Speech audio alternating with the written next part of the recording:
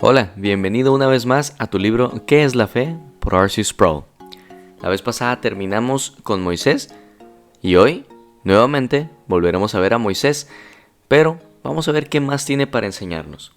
Sin más que decir, vamos a empezar.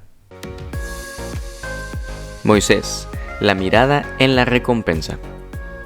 Cuando el autor de Hebreos se enfoca en el propio Moisés, escribe: por la fe, Moisés, cuando ya era grande, rehusó ser llamado hijo de la hija de Faraón, escogiendo antes ser maltratado con el pueblo de Dios, que gozar de los placeres temporales del pecado, considerando como mayores riquezas el oprobio de Cristo que los tesoros de Egipto, porque tenía la mirada puesta en la recompensa.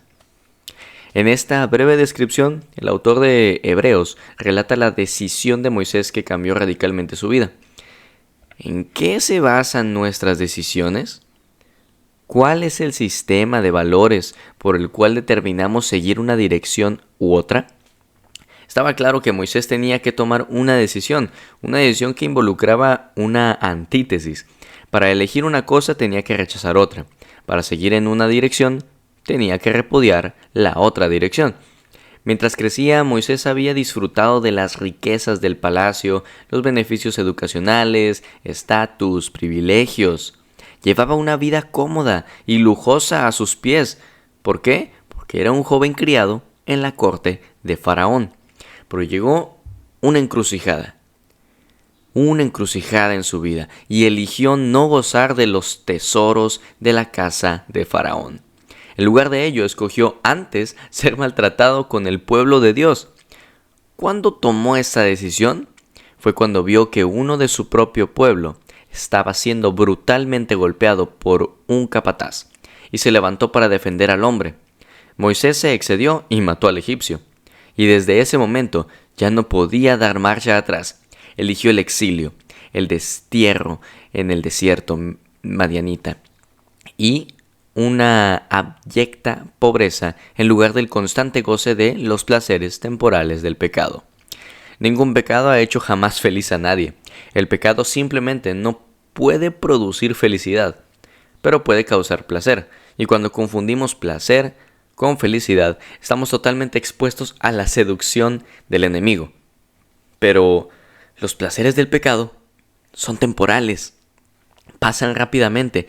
Y Moisés tuvo que tomar una decisión entre el presente y la eternidad, entre los placeres temporales del pecado y las aflicciones de Cristo, las cuales tienen valor en todo tiempo. Me imagino a la gente acercándose a Moisés en el destierro madianita, donde apenas ganaba para sobrevivir, y preguntándole: ¿tú alguna vez viviste en la corte del faraón, verdad? ¿Qué estás haciendo aquí? Él habría contestado esa pregunta diciendo: estoy viviendo por fe. Como lo expresa Hebreos, Moisés consideró como mayores riquezas el oprobio de Cristo que los tesoros de Egipto, porque tenía la mirada puesta en la recompensa. Cuando yo estaba en el seminario, me eligieron para dar un sermón en la capilla de la institución. Prediqué acerca del pecado. Al final del sermón se me acercaron dos grupos. Primero estaban mis compañeros, quienes me felicitaron. En segundo lugar, había un grupo de profesores que estaba completamente furioso. De hecho, uno de ellos literalmente me tiró contra la pared y me acusó de distorsionar la Biblia. De verdad que yo no quería ser culpable de distorsionar las escrituras, así que fui a donde otros de mis profesores, en cuya opinión yo confiaba, y le pregunté: tal persona acaba de decirme que distorsioné las escrituras. ¿Esto es cierto? Estaba tan desconcertado que estaba temblando. Tenía un miedo mortal. Pero entonces, este profesor sonrió de oreja a oreja. Me dijo: oh, cuán bienaventurado eres. Yo no me sentía muy bendecido y se lo hice saber. Él dijo: ¿no te das cuenta de que lo que acabas de proclamar fue la palabra de Dios pura y llana, y simplemente provocaste al nido de avispas? La gente te odió por causa de Cristo. Acabas de probar el oprobio de Cristo. Ese es el mayor tesoro que podrías llegar a tener. La diferencia entre mi profesor y yo era que él sí lo creía. Yo no, yo solo quería correr por mi vida, yo solo era un novato, pero él entendía las cosas de Dios tal como Moisés las entendía. Nuestro mundo al revés. El autor de Hebreos prosigue citando un ejemplo de fe tras otro. Por la fe, salió de Egipto sin temer la ira del rey, porque se mantuvo firme como viendo al invisible. Por la fe, celebró la Pascua y el rociamiento de la sangre, para que el exterminador de los primogénitos no los tocara. Por la fe pasaron el mar Rojo como por tierra seca, y cuando los egipcios lo intentaron hacer, se ahogaron. Por la fe cayeron los muros de Jericó, después de ser rodeados por 7 días. Por la fe, la ramera Rahab no pereció con los desobedientes, por haber recibido a los espías en paz. ¿Y qué más diré?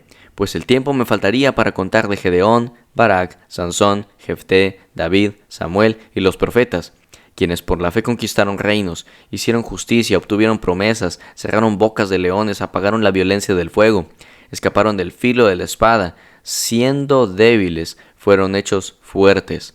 Se hicieron poderosos en la guerra, pusieron en fuga a ejércitos extranjeros. Las mujeres recibieron a sus muertos mediante la resurrección, y otros fueron torturados, no aceptando su liberación, a fin de obtener una mejor resurrección. Otros experimentaron vituperios y azotes y hasta cadenas y prisiones. Fueron apedreados, aserrados, tentados, muertos a espada. Anduvieron de aquí para allá, cubiertos con pieles de ovejas y de cabras, destituidos, afligidos, maltratados, de los cuales el mundo no era digno.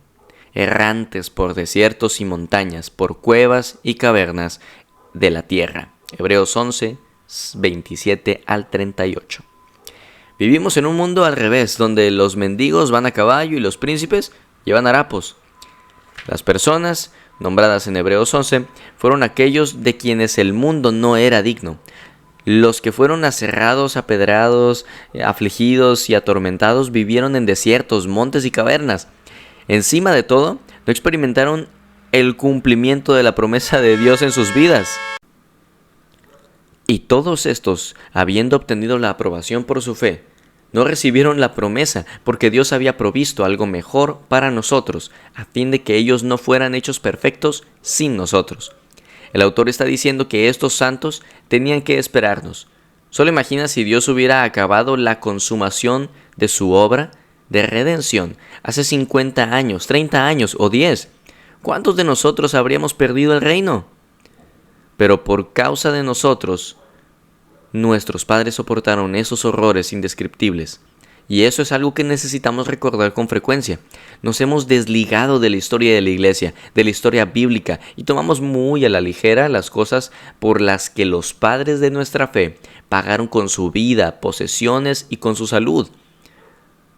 Cuando pienso en el precio que se pagó en el siglo XVI para recuperar el evangelio de la oscuridad, y luego pienso en la livianidad con la que se toman estos mismos hechos a comienzos del siglo XXI, simplemente no lo entiendo. O no captamos la dulzura del evangelio, o bien no sabemos nada acerca de la historia del pueblo de Dios.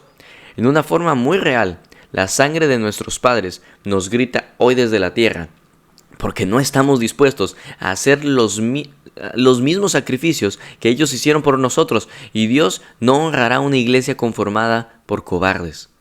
Si la iglesia ha de ser la iglesia triunfante, primero debe ser la iglesia militante. Debe estar dispuesta a entrar en una guerra espiritual, una que podría costarnos la vida misma. Sin embargo, si miramos la historia de la iglesia, podemos ver que el evangelio resplandeció con su mayor claridad y esplendor en aquellas épocas en las que los defensores de la fe pasaron la mayor parte del tiempo en prisión. Pero nosotros disfrutamos tanto de las comodidades de este mundo que preferimos tenerlas antes que vivir como aquellos que fueron peregrinos y extranjeros en la tierra. Hay una conclusión para esta lista de fe en Hebreos 11, pero está al comienzo del capítulo 12. Siempre me pregunto cómo es que un capítulo puede comenzar con la frase «por lo tanto», porque esto indica la conclusión de lo que se ha dicho antes. Pero eso es lo que ocurre en Hebreos 12. Esta es la conclusión para nuestro beneficio. Por tanto, puesto que tenemos en derredor nuestro tan gran nube de testigos, despojémonos también de todo peso y del pecado que tan fácilmente nos envuelve, y corramos con paciencia la carrera que tenemos por delante, puestos los ojos en Jesús, el autor y consumador de la fe. ¿No es interesante que después de mirar a todos estos héroes y heroínas terrenales, el autor de Hebreos diga al final: miremos realmente al autor y consumador de nuestra fe, quien por el gozo puesto delante de él soportó la cruz, menospreciando la vergüenza, y se ha sentado a la diestra del trono de Dios? En el siguiente capítulo analizaremos lo que significa que Jesús sea el autor y consumador de nuestra fe. Capítulo 3. Un don de Dios. Una vez tuve una conversación con una mesera acerca de lo fantástico que es vivir en Florida, especialmente durante los meses fríos del año. Esta joven señaló que ella era del norte del país, pero dijo: no volvería al norte ni para salvar mi alma. Yo le dije: bueno, diferimos en ese punto. Yo tampoco deseo volver al norte, pero si eso significara la salvación de mi alma, no dudaría en ir. Cuando decimos no haría tal o cual cosa, ni para salvar mi alma, estamos hablando en broma, obviamente. Me atrevería a decir que quienes usan esta expresión no han reflexionado realmente sobre el significado literal de sus palabras. No están haciendo ningún tipo de declaración acerca de sus almas, simplemente están usando una expresión popular. Pero en el siglo XVII la iglesia y la gente en la cultura en general estaban muy preocupados por la salvación del alma humana. La Confesión de Fe de Westminster manifiesta esa preocupación y describe los requisitos bíblicos para la salvación con cierto detalle. En el capítulo 14, la Confesión presenta los prerequisitos clave para la salvación. El título del capítulo es De la fe salvadora y comienza con estas palabras: la gracia de la fe, por medio de la cual los elegidos son capacitados para creer para la salvación de sus almas, es la obra del Espíritu de Cristo con sus corazones. Pon mucha atención a las primeras 5 palabras. La confesión no habla simplemente de la fe, más bien llama nuestra atención hacia la gracia de la fe. Denomina la fe como una gracia porque ésta llega a nosotros como un don de Dios. Es algo que no podemos comprar, ganar o merecer de alguna forma. La definición más común de la gracia que tenemos en teología es el favor inmerecido de Dios. Entonces, la fe es una manifestación de la gracia de Dios. En palabras simples, los que son salvos son facultados o potenciados para creer hasta el final de la salvación de sus almas. La fe no es vista como un logro del espíritu humano. De hecho, la fe no es algo que un ser humano caído ejerza de forma natural. Aquí radica la cuestión clave que provoca tanta controversia en la teología. Por un lado, Dios requiere fe, y sin embargo, por otro lado, la Escritura dice que nadie puede ejercer una fe salvadora a menos que Dios haga algo sobrenatural que lo faculte para que la ejerza. Concede lo que mandas. Esto evoca la antigua controversia entre el hereje Pelagio y Agustín de Hipona. Agustín escribió una oración en la que decía: oh Señor, concede lo que mandas y ordena lo que sea tu voluntad. Pelagio objetó la primera parte de la oración. Él preguntó: ¿por qué le pedirías a Dios que te concediera o te diera un don de algo que Él requiere? Pelagio básicamente estaba diciendo: si Dios requiere algo de una persona, esa persona, si Dios es justo, debe tener en sí misma la capacidad de cumplir con lo que se le exige. De lo contrario, Dios sería injusto. La conclusión final de Pelagio fue que, puesto que Dios exige de las personas la perfección, las personas deben tener la capacidad de ser perfectas, sin ninguna ayuda de la gracia divina. Pero Agustín decía: No podemos agradar a Dios a menos que Dios nos ayude de alguna forma a cumplir con sus requerimientos. Esta disputa era sobre la doctrina del pecado original. Agustín decía que Dios hace sus requerimientos a personas caídas, quienes tienen una naturaleza corrupta, quienes carecen de la capacidad de crear fe en sus propios corazones. Antes de que Adán cayera, tenía la capacidad de responder a Dios con fe sin la asistencia sobrenatural de la gracia. Pero, después de la caída, según Agustín, el hombre carece de esa capacidad, de manera que la gracia es un prerequisito imprescindible para que cumplamos los requerimientos. La teología de la Confesión de Westminster es totalmente agustiniana. Cuando aborda la fe salvadora, hace eco de la enseñanza de Agustín y la Iglesia a través de las épocas, diciendo que la fe que se requiere para agradar a Dios no es algo que nosotros podamos producir en nuestras propias fuerzas. Si hemos de tener fe salvadora, Dios, el Espíritu Santo, debe cambiar la disposición de nuestro corazón. La teología reformada habla del Ordo Salutis, o el orden de la salvación, que es un análisis de orden lógico de los sucesos que deben ocurrir para que una persona sea redimida. Por ejemplo, decimos que somos justificados por la fe. Eso significa que la fe es un prerequisito lógico para la justificación. Por lo tanto, en el orden de la salvación, la fe viene antes que la justificación. La fe no es el fruto de la justificación. La justificación es el fruto de la fe. ¿Pero qué viene antes de la fe? En el Ordo Salutis, el evento que procede a la fe es la regeneración. La regeneración se conoce popularmente como nacer de nuevo o el nuevo nacimiento. Es la operación por la cual Dios, el Espíritu Santo, de forma sobrenatural y divina, cambia la disposición de nuestros corazones. Mientras estamos en nuestra condición caída, dice el Antiguo Testamento, tenemos corazones de piedra y de continuo deseamos solo el mal. De manera similar, el Nuevo Testamento declara que estamos espiritualmente muertos, Efesios 2:1. La regeneración ocurre cuando el Espíritu Santo viene a una persona espiritualmente muerta y la revive espiritualmente. El resultado es que, aunque su corazón era como piedra, insensible e indiferente a las cosas de Dios, ahora late en respuesta a las cosas de Dios debido a la obra del Espíritu. Esto es de lo que Jesús estaba hablando cuando le dijo a Nicodemo: el que no nace de nuevo no puede ver el reino de Dios, y el que no nace del agua y del Espíritu no puede entrar en el reino de Dios. La frase "el que no" indica lo que llamamos una condición necesaria. Jesús le está diciendo a Nicodemo: algo tiene que pasarle al ser humano para que vea el reino de Dios o entre en el reino de Dios. Esta necesidad que Jesús discutió con Nicodemo era la experiencia de ser renacido del Espíritu.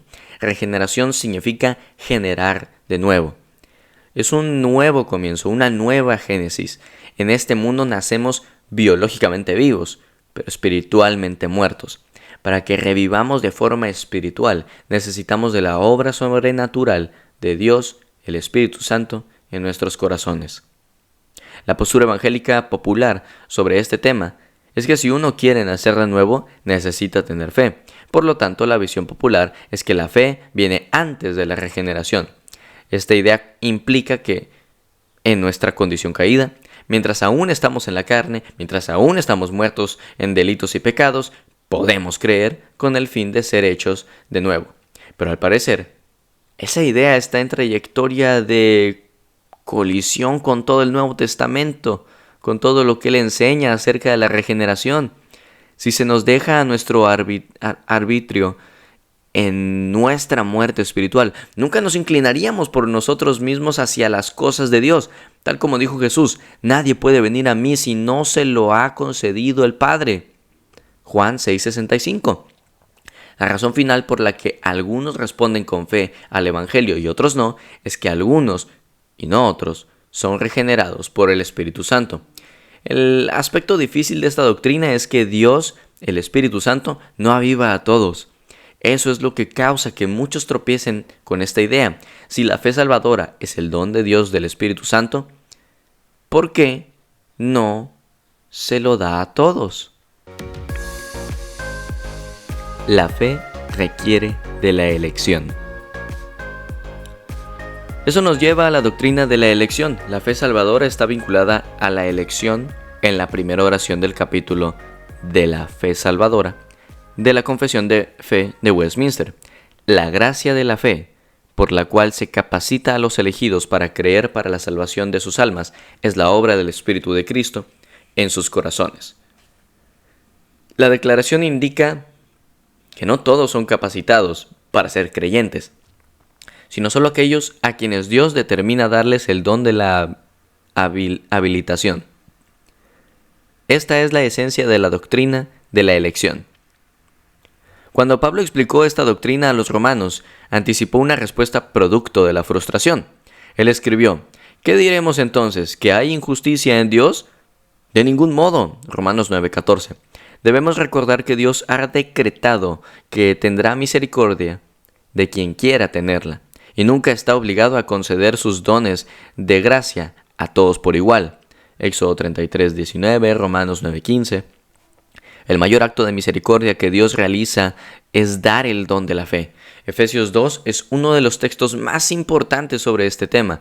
Pablo empieza este capítulo escribiendo: y Él os dio vida a vosotros, que estabais muertos en vuestros delitos y pecados, en los cuales anduvisteis en otro tiempo según la corriente de este mundo, conforme al príncipe de la potestad del aire, el espíritu que ahora opera en los hijos de desobediencia, entre los cuales también todos nosotros en otro tiempo vivíamos en las pasiones de nuestra carne y de la mente, y éramos por naturaleza hijos de ira, lo mismo que los demás.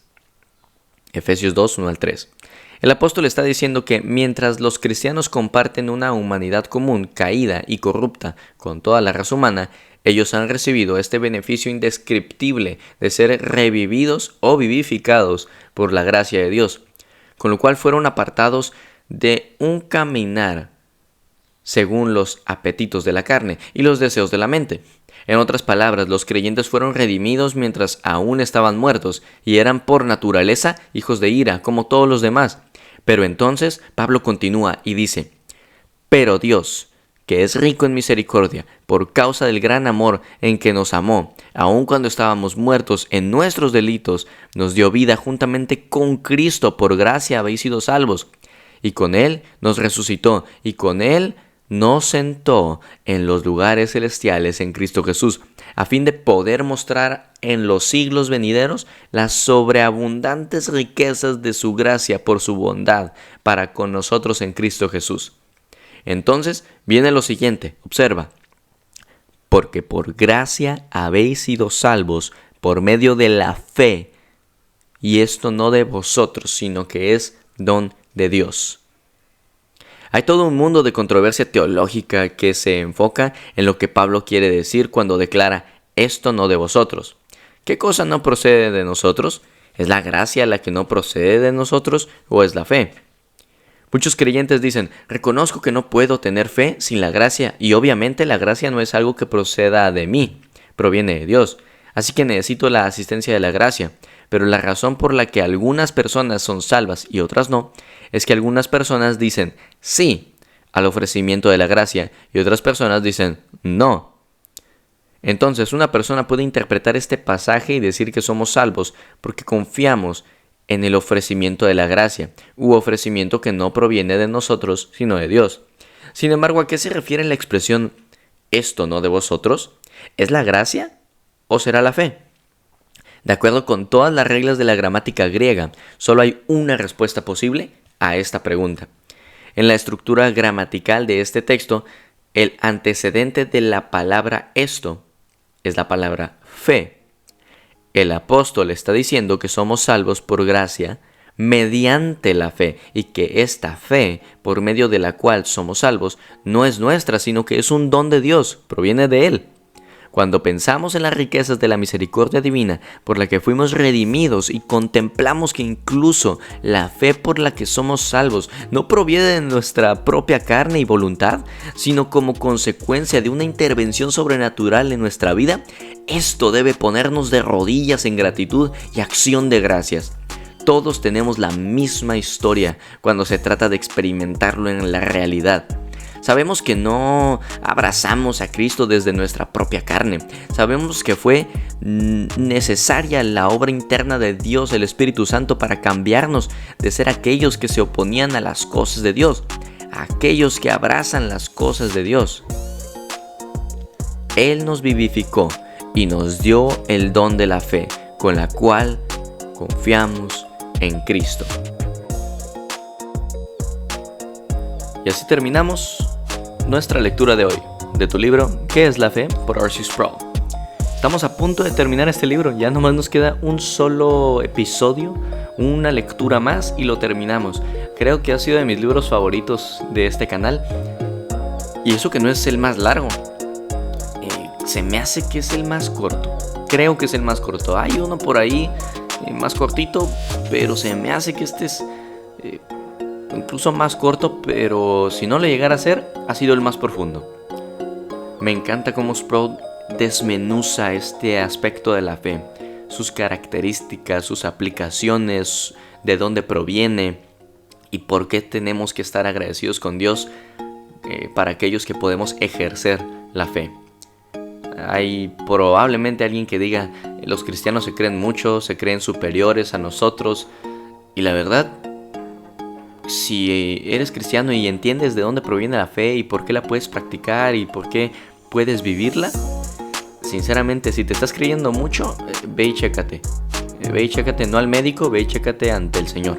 Chécate en la palabra, porque no es posible que ejerzamos tal nivel de jactancia por algo que ni siquiera recibimos por nuestros méritos. Lo recibimos por gracia, y gracia es algo que no se merece, un regalo inmerecido. Entonces yo creo que este libro nos está recordando que si somos cristianos, si eres creyente, si tienes tu fe, confianza puesta en Cristo Jesús como tu Señor y como tu Salvador, no puedes jactarte de ello. Esta es una razón más por la cual estar agradecido con nuestro Señor Jesucristo. Mi nombre es Efren y quiero ser intencional. Te reto a que tú también lo seas. Hasta la próxima.